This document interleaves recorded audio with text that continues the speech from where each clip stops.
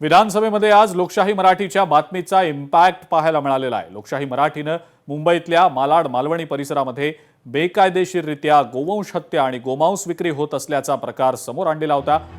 लोकशाही मराठीनं reality check जो केलेला होता त्यात हे धक्कादायक वास्तव समोर आलेलं होतं आणि हाच मुद्दा आज भाजपचे आमदार संजय उपाध्याय यांनी विधानसभेमध्ये मांडलेला आहे।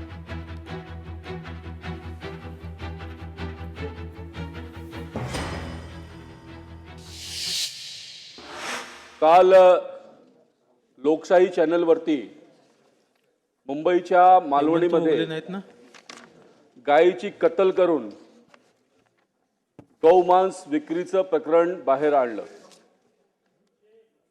अध्यक्ष महोदय, हे फार दुर्दैवी आहे। रमजानच्या महिन्यात हे प्रमाण वाढतं। मी मागच्या वेळी पण मागणी केली होती की असे गायीचे कत्ल करणारे जे आरोपी आहेत त्यांच्यावरती मकोका अंतर्गत कारवाई झाली पाहिजे। कालचं प्रकरण भयानक आहे आणि असे प्रकार सगळीकडे चालू आहेत।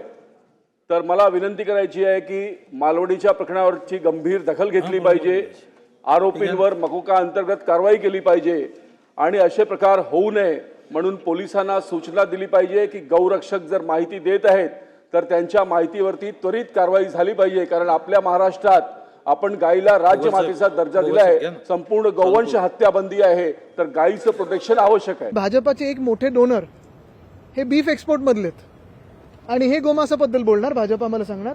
तर एकंदर भाजपाने भूमिका ठरवली पाहिजे। गोव्यात काय करता तुम्ही, नॉर्थ ईस्ट मध्ये काय करता तुम्ही, कुठे कुठे कुठच्या राज्यात भाजप काय काय बोलत आहे हे ठरवावं पहिलं आणि मग बोलावं। आणि जर भाजपच्या राज्यात असं होत असेल, महाराष्ट्रात पण, तर मग भाजप हे नेमकं कोणासाठी आणि कशासाठी? सर्वांना माहित आहे की मालवणीमध्ये काय चाललं आणि कोण त्याने परिषद देते। मी त्यावर आज बोलू इच्छित नाही, पण मी लोकशाहीने जे दाखवला त्याबद्दल त्यांचे अभिनंदन।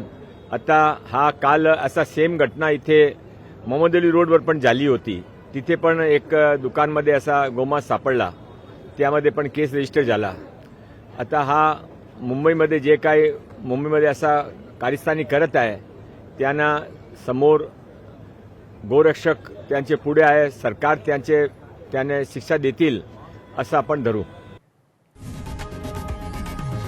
लोकशाही मराठी ऐका, पहा, जागरूक रहा।